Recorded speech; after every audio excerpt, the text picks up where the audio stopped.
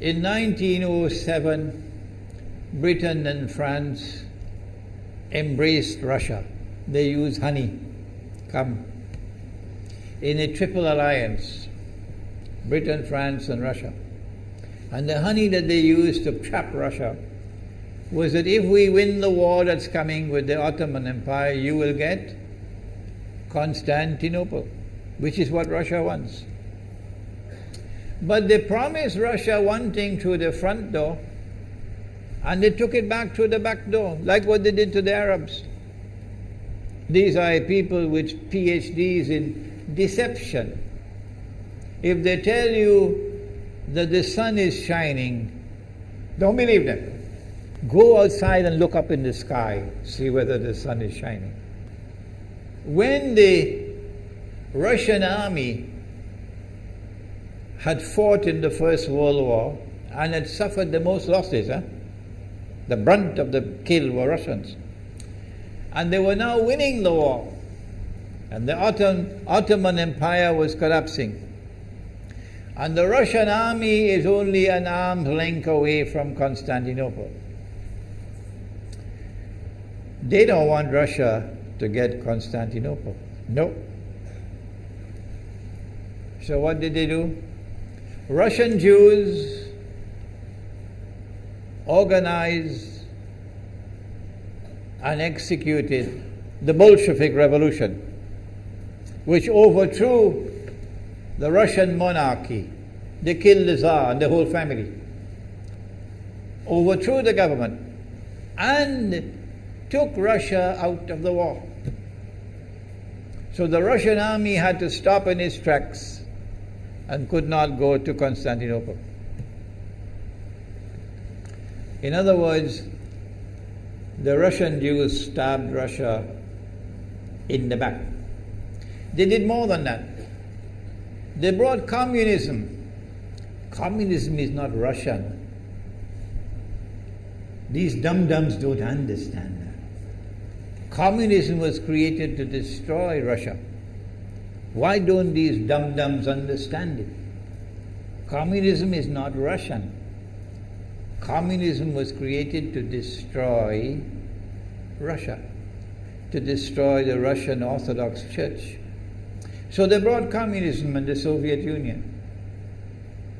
And for the next 60, 70 years, this Zionist created entity called the Soviet Union waged war on religion, waged war on the Russian Orthodox Church, killed the priests, closed down the monasteries and churches and so on.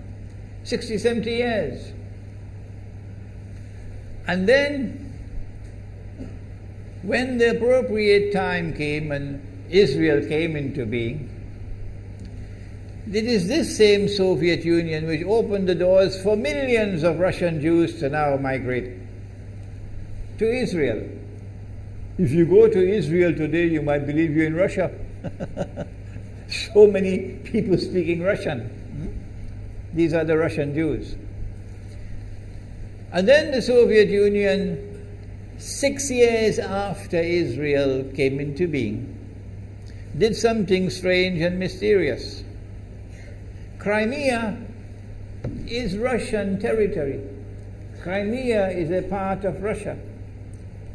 The Soviet Union decided to give Crimea as a gift to Ukraine. Why did they do that? The historians don't tell you. So let Imran tell you. They gave Crimea to Ukraine in order to stab Russia in the back one more time. Because if Russia loses Crimea, it will enhance Israel's security. The Russian Navy is based in Crimea. And there's a straight line from Crimea to Constantinople.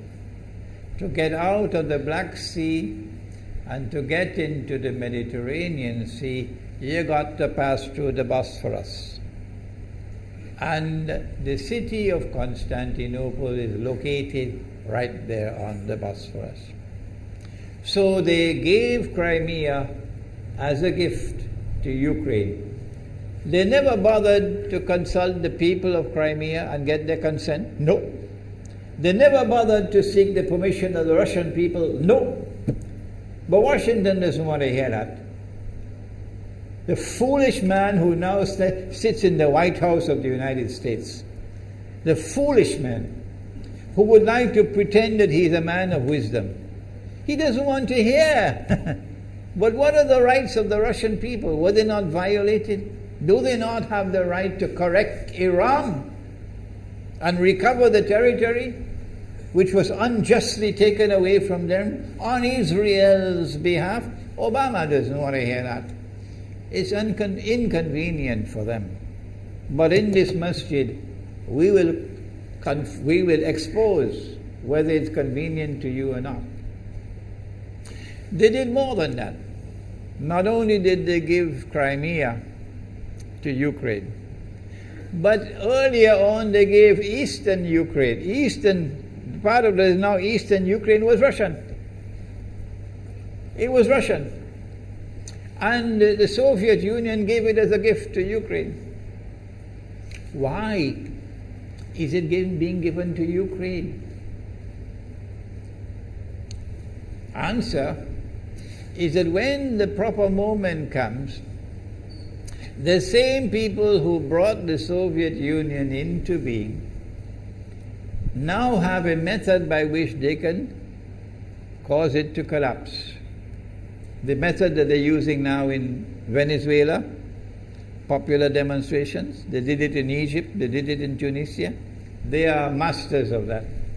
They did it with the Soviet Union. I used to think that the Soviet Union collapsed because of Allah's kindness.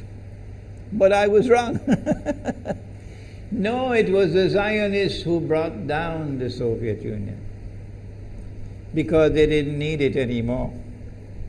Like tomorrow they wouldn't need you anymore, Saudi Arabia. And they wouldn't need you anymore, Islamabad. When will you understand that? They'll just throw you to the dogs. You served them long enough. So they brought down the Soviet Union. Why? So that Ukraine might emerge as an independent state. That's danger for Russia. They prepared the way. And now Ukraine emerges as an independent state. So the rope is around Russia's neck now. And from that day, when the Soviet Union collapsed, until yesterday, the relationship between Russia and Ukraine was always problematic. But the people of Ukraine still had the good sense and wisdom to appoint a government that was pro-Russian. The Zionists decided it's time for us to use our, the street demonstrations. And last October, November, December, the world witnessed Caracas all over again.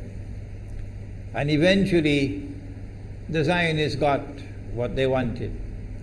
You have the money, and you can send in your special people, snipers who will kill, and so on, throw petrol bombs and so on. And eventually they got what they wanted. They created enough havoc.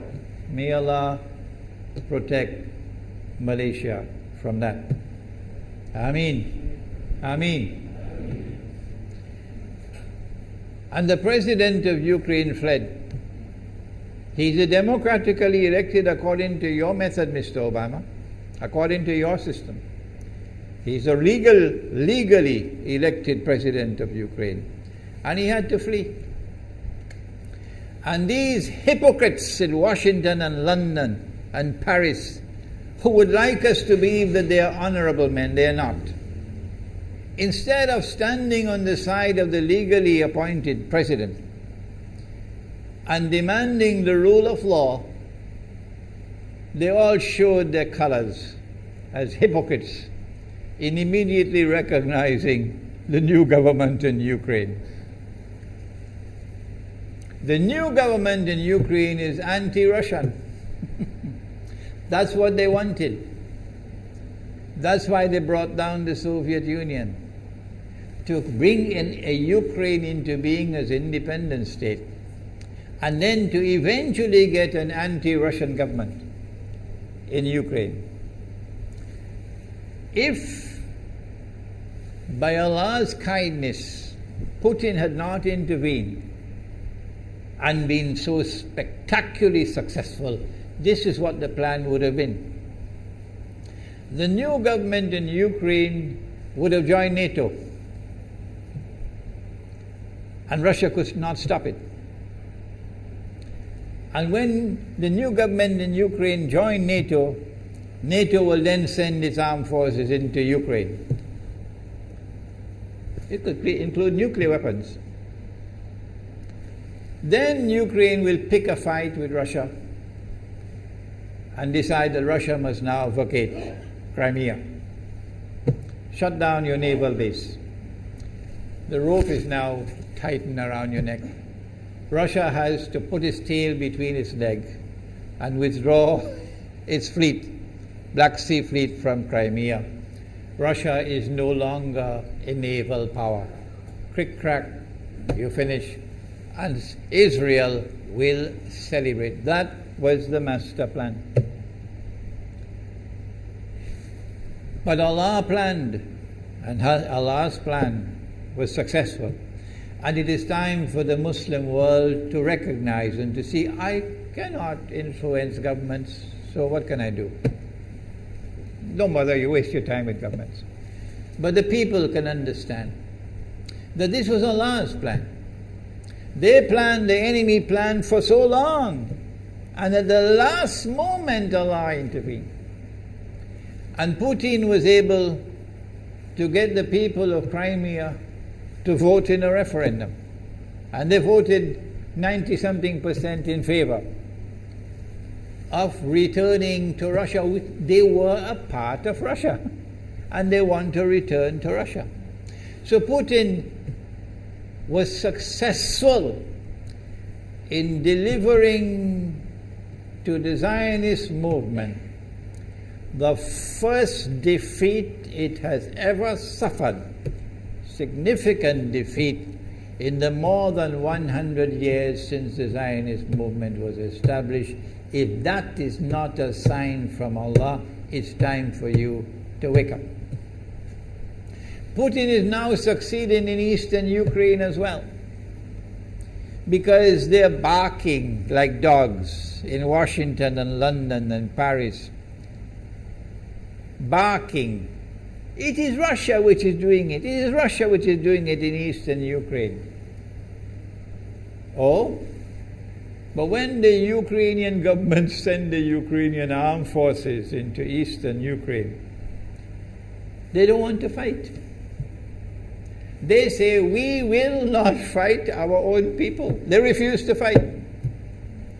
So the only way that the government of Ukraine could now stamp down the insurrection, the popular resistance in eastern Ukraine, is by calling on Washington, come and send your Marines. And then what will Putin do? The Russian armed forces are amassed on the Ukrainian border. So the Ukrainian soldiers are refusing to fight their own people for two reasons. Number one, why should we do your dirty work for you? We're not going to fight our own people. That's not what soldiers are for. And number two, if we make the mistake of using guns on these Russian-speaking Ukrainians, what will the Russian army do to us tomorrow? And they have already said, Putin has already said, we are going to intervene to defend our people. He's already said it plainly. The writing is on the wall. Putin has won a victory in Crimea. Whether governments like it or not, whether governments vote this way or that way, is now irrelevant, because we all know that they have to vote where the butter is. Putin is on his road to a second victory in Ukraine. And they can't take defeat after defeat. So the writing is on the wall. Exactly as Nabi Muhammad alayhi salatu wasalam has said, that we are now moving towards the malhama. How long will it take? I don't know, and you don't know. But the malhama is coming.